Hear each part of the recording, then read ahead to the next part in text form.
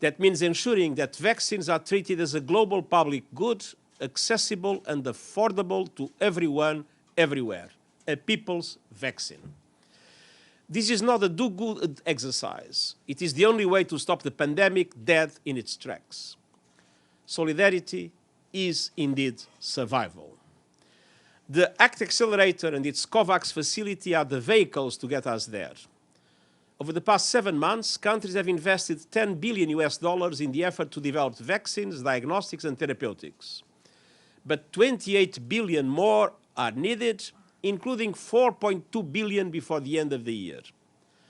This funding is critical for mass manufacturing, procurement, and delivery of new COVID-19 vaccines and tools around the world. G20 countries have the resources, and I'm urging all of them to fully support the ACT Accelerator. Unfortunately, there is no vaccine for misinformation. Vaccine myths and wild conspiracies continue to spread on social media. Our UN communications networks are working to build vaccine confidence with factual, reliable, and persuasive content, and reaching out to social media platforms to strengthen public trust. All of these efforts are vital to save lives and provide an exit strategy out of this global economic and human crisis. Across the board, I'm issuing an SOS for the needs of developing countries. Since day one, I've pushed for a massive rescue package equivalent to at least 10% of the global economy. Developed countries can afford to provide enormous relief for their own societies, and they are doing so. But the developing world is on the precipice of financial ruin and escalating poverty, hunger, and untold suffering. We see tremendous debt vulnerabilities emerging, especially among commodity and tourism-dependent economies, including middle-income countries, and particularly small island states. I'm calling on G20 leaders to increase the financial resources available to the International Monetary Fund, including through a new allocation of special drawing rights and the voluntary reallocation of unused special drawing rights. The G20 extended the debt service suspension initiative for 6 months and adopted a common framework for debt treatments. These are welcome steps, but more is needed. I'm pushing for a further extension through the end of 2021 and critically to expand the scope of these initiatives to all developing and middle-income countries in need. And we need to build a global architecture to enhance debt transparency and sustainability. A domino effect of bankruptcies could devastate the global economy. We cannot let the COVID pandemic lead to a debt pandemic. Recovery must be aligned with the 2030 Agenda for Sustainable Development and the Paris Agreement on climate change. And there are troubling signs. As of September, the rescue packages of G20 countries have committed 50% more in funding in support of fossil fuels than on low-carbon energy. It is madness to borrow money to eat up a planet living on borrowed time. At the same time, we also have hopeful news on the climate front. A great and growing global coalition for net zero emissions by 2050 is taking shape. By early next year, countries representing more than 65% of global carbon dioxide emissions and more than 70% of the world economy are very likely to have made ambitious commitments to carbon neutrality. These commitments are sending a clear signal to markets, institutional investors, and decision makers. They must act now to put a price on carbon, to end fossil fuel subsidies, to stop the construction of new coal power plants, to invest in resilient infrastructure, to shift the tax burden from income to carbon, from taxpayers to polluters, to ensure mandatory financial reporting on exposure to climate risks, to integrate the goal of carbon neutrality into all economic and fiscal policies and decisions, and to implement necessary measures such as social protection and reskilling for a just transitions towards decent jobs. I firmly believe that 2021 can be a new kind of leap year, the year of a quantum leap towards carbon neutrality. We must all make that leap together. It will not be possible without developing countries, and they will need significant support. Here too, solidarity is survival. This means taking into account in good faith the common but differentiated responsibilities of one and all, and accompanying developing countries in the adoption and the achievement of ambitious goals. For this, we need developed countries to fulfill their climate finance commitments. G20 countries must take decisive action in the boards of multilateral, regional and national development banks to urge them to collaborate, provide substantial concessional climate finance to developing countries, including for adaptation and resilience, and rethink their mobilization potential to unlock the trillions held by institutional investors. Even as we strive to mitigate emissions in the future, we need to cope with the impacts happening here and now.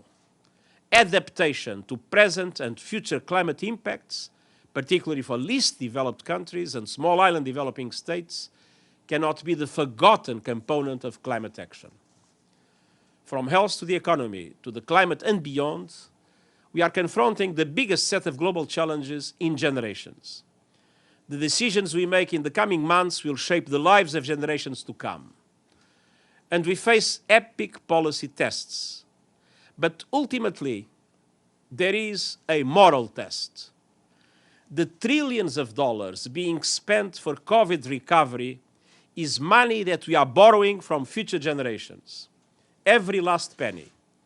And we cannot use those resources to lock in policies that burden them with a mountain of debt on a broken and dangerous planet.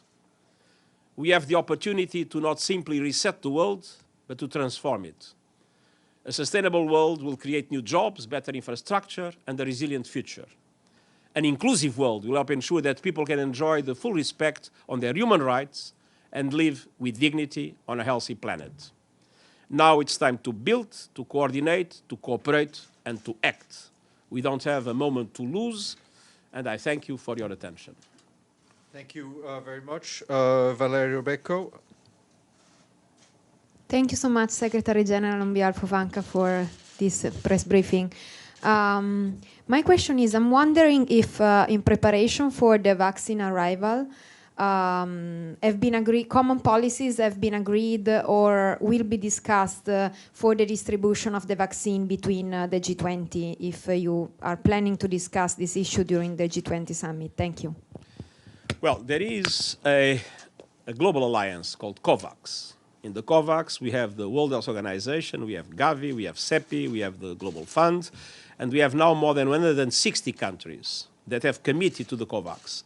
Many of them developed, but also many of them developing countries. The COVAX will be a system of coordination of the investments needed, both for the development, the production, and the distribution of the vaccines. Beyond the COVAX, there are other initiatives of different countries that are intending to buy vaccines for their own people.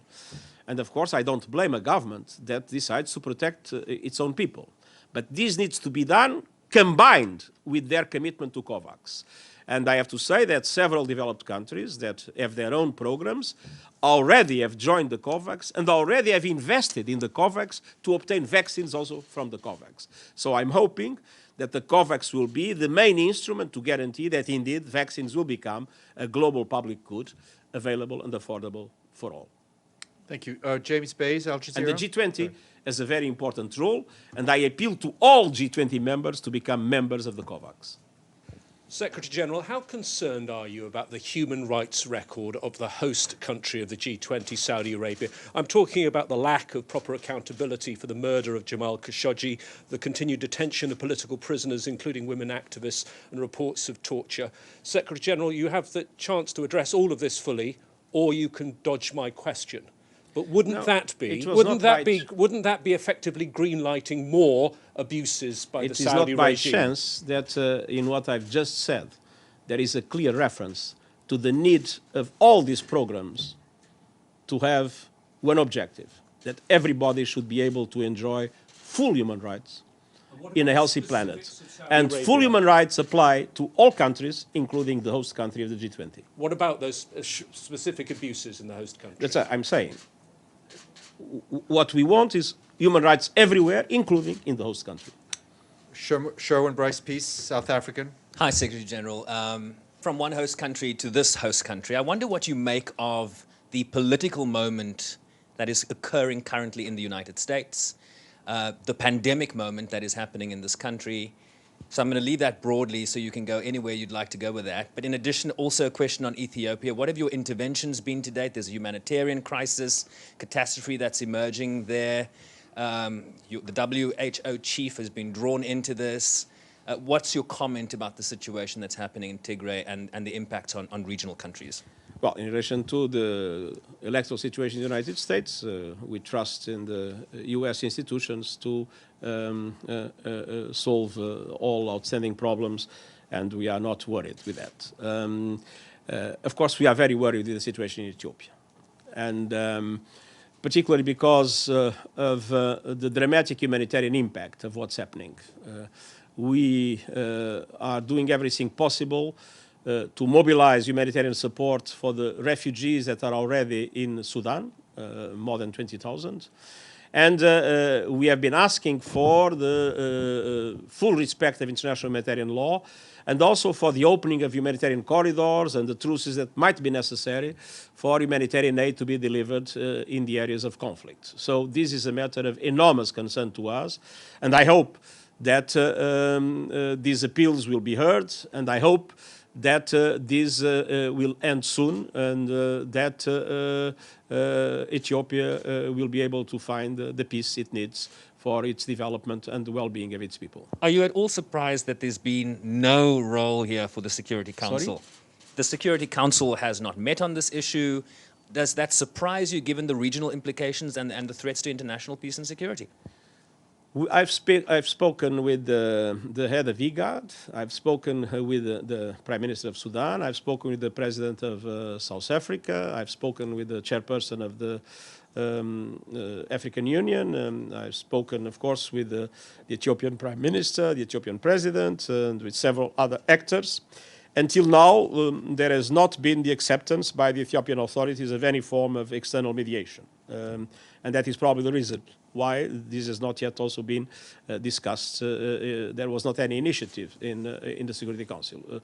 We go on entirely at the disposal of the African Union to support any African Union initiative in this regard. And as I said, our main concern now is the dramatic humanitarian impact. Iftikhar Ali, Iftikhar? By the way, the President of the African Union is the President of South Africa, with whom I've spoken. Mr. Steph, thank you, Steph. Mr. Secretary General, in your opening statement, you have proposed that G20's debt service suspension initiative be extended from June to the end of 2021. I believe you already have some consultations in this regard with some of the G20 members.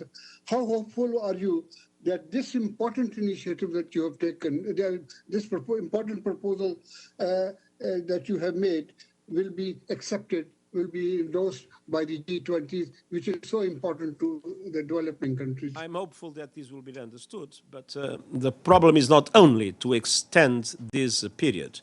The problem is also to make this initiative and other debt initiatives available not only to the least developed countries, but also to other developing countries, including some middle-income countries that have no access also to financial markets and are facing an extremely difficult situation. And we believe that all must be covered by the initiatives sponsored by the G20. Michelle Nichols, Reuters. Sorry, Michelle. And of course, we have been in close contact with several members of the G20 in relation exactly to these points. Michelle Nichols, Reuters. Thank you, Secretary General, for this briefing. The draft G20 communique has just come out, and it repeats its plans to revisit a possible 6-month extension on the debt service initiative. Are you disappointed that there's not a firm commitment? And this morning you released a very dire statement on Yemen. The United States is planning to designate the Houthis. What effect could this have? And just a quick follow-up on Sherwin's question, to be a little more direct. This is President Trump's last G20. What's your reaction specifically to how he is handling the US election results? Thank you. First of all, in relation to the communique, it's a draft. And so we wait for the final communiqué. Our position has been that the initiative should be extended until the end of 2021. In the draft, there is a reference about that possibility. Of course, we would like to see that reference transformed into a firm commitment, as I already mentioned. The second question. We have, in relation to Yemen, a paradoxical situation. On one hand, we are making huge efforts, and we have hope that it will be able to convince the parties to come together, even physically, in a meeting to discuss and hopefully adopt a joint declaration with a global ceasefire for Yemen, with a number of economic and social confidence building measures, and with the opening of a political dialogue. And we have been in intense contacts with the Ansar Allah, with the government, Hadi government, with Saudi Arabia, and with other countries in the region, in order to make sure that this becomes possible. And this is an essential objective. The paradox is, at the same time, we see a dramatic degradation of the humanitarian situation, and the risk, as it was expressed this morning in my statement, the risk of a famine that probably would have had no parallel in the recent history, except the famous famine of Ethiopia many decades ago. And we absolutely need to avoid it. And that means mobilizing resources, but that means also the capacity to be able to have access and to be able to be effective in addressing the many challenges the country faces. Now, in this very fragile situation in relation to famine, and in this hopeful moment in relation to conversations, we believe that any other unilateral initiative will probably not be positive. I don't think we should rock the boat at the present moment. Finally, in relation to the G20, of course, in the G20, each country will be represented by the government that is in place at the moment, and so the same will happen naturally in relation to the US government. Right. Betul, then we'll... Thank you, Mr. Secretary General.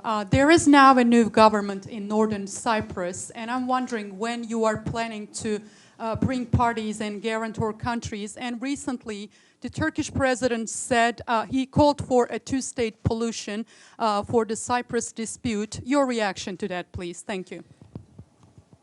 First of all, John Lute has started consultations in order to create the conditions to prepare for a new meeting of the so-called 5+1, plus the UN, which means the two Cypriot communities and the guarantors, Turkey, Greece, and the UK. And we hope that this meeting will be possible, and we hope that this meeting will allow us to restart the discussions that took place in Crans-Montana and that need to restart. Obviously, in the context of these conversations and in the context of these discussions, each party has the right to take the initiatives that each party wants. Our objective at the present moment is to be able to bring the parties together and to restart where we ended a few months ago. Thank you very much. Thank you. Thank you. Thank you. Thank you. Thanks.